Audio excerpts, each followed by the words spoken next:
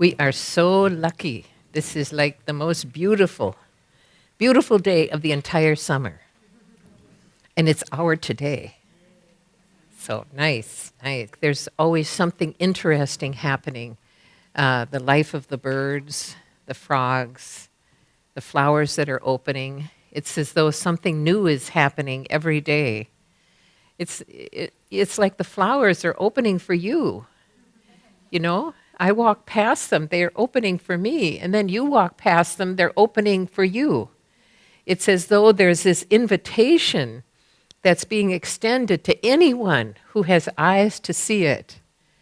And in many ways, that is like our relationship with all sentient beings, that we are capable of making that fresh all of the time. It's like seeing a flower blooming. There's deep inside, not in your physical heart, but on another level of your own being. It's like a bursting. It's like a bursting of recognition and beauty and care and loving. Words are not enough to experience how marvelous it is to have a relationship with all sentient beings. And the nice thing is that they don't belong to you. They don't belong to you. And so the responsibilities that we feel toward all sentient beings is one purely based on love and compassion and their dearness, as well as their great need.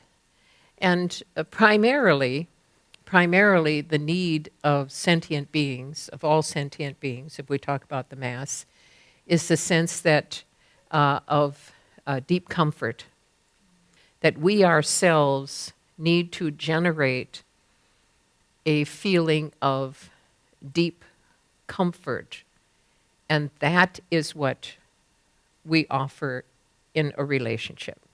And so if we think about our circle of friends and our circle of acquaintances, that the reason why there are friends and acquaintances is because they do something for us. They either make us feel better, which is, a pretty common way to think of friends. But if we think deeper than that, there's something else that they provide for us. Maybe they're the person we can go and borrow their lawnmower, They have a lot of nice tools in their garage. Would you be my friend? Like that. And so there's subtle as well as manifest that others who we have a relationship with, who we actually have a relationship with, provide for us. And so in some ways, the Dharma has taken that attitude of, let's really call it that we use them, that we use others, and that is a natural inclination of human beings, is to use each other for your own purposes. So this is why we think that the Dharma teachings that say, since beginningless time, that your mother has provided, all sentient beings who have been your mothers in previous lifetimes have provided everything for you, that they fed you when you were helpless, that they continue to feed you and give to you when you should have actually been sort of on your own and providing for yourself. They continue to give to you, that in fact, that even your precious mothers, to their detriment, that they have continued to give to you, even when they couldn't afford it, even when they didn't have time, even when they were sick. They would cook your meals, and they would care for you. And your expectation that that's what your mother would do for you never ended. Changing that, our perception of that relationship, the Mahayana turns that around and says how kind they were to do all of this. We're coming more into an objective view of what they have provided for us, and how they went beyond the norms to provide for us, how kind they were. That perhaps everything that I am today, including my body, providing my body and gestating me during all those months, taking care of me when I was helpless, that not only that, but instilling in me the ideals and values of virtue and kindness, that everything that all these beneficial things that I was taught by my mother of this lifetime, just so my mothers of old, I would not be in the position that I am today. If you should object and say, well, my mother wasn't that good, so-and-so's mother was good, my mother wasn't that good, that you would not be interested in spiritual development if your mother and your mothers of old had not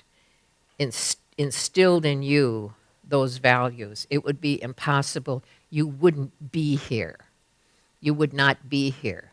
And so whether your mother was this sterling example of virtue, or whether your mother was not a careful person and you thought, I am not going to be like that, instead I am going to practice virtue, it doesn't matter that due to her kindness and her care, that you became the person that you are now, someone who is actually capable of awakening and on this evolutionary journey.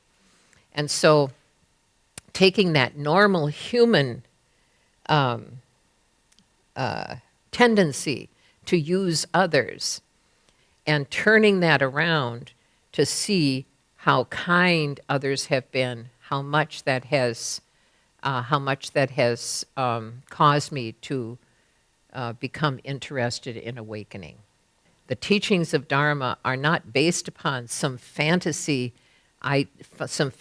position that we have to put ourselves into in order to understand these important concepts. You already have these concepts in you, but they have, in some cases, become distorted, so we're not seeing them in a way that actually promotes our development. So in one way, and this is the way that we are learning about all sentient beings, not what they can give me, but in fact, how much I need to repay their kindness.